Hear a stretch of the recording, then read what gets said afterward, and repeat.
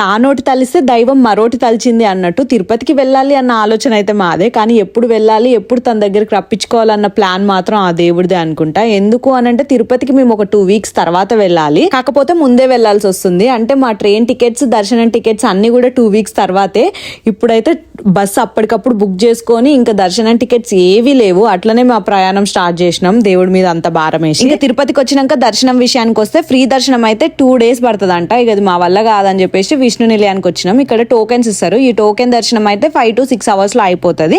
చూడండి ఎంత పెద్ద క్యూ ఉందో, అది కూడా 4 లోపే రావాలి. 4 తర్వాత గేట్స్ క్లోజ్, మళ్ళీ 4 నుంచి 3 hours వెయిట్ చేయాలి ఆ టోకెన్స్ తీసుకోవడానికి. ఇక నాకు స్తవ్యానికి చింటూకి టికెట్స్ అవసరం లేదన్నారు, ఎందుకంటే స్తవ్యన్ 1 year లోపు బేబీ కాబట్టి మాకు డైరెక్ట్ శుభదంకి వెళ్తే దర్శనంకి అలో చేస్తారు అని చెప్పారు. అండ్ ఇంకోటి ఏంటంటే ఎన్ఆర్ఐ కేటగిరీ కూడా, సో వాళ్ళకి డైరెక్ట్ అలో చేస్తారు అని చెప్పారు. కాకపోతే మా పేరెంట్స్ అందరూ వెయిట్ చేస్తారు కాబట్టి ఇక మేము కూడా వెయిట్ చేసినాము.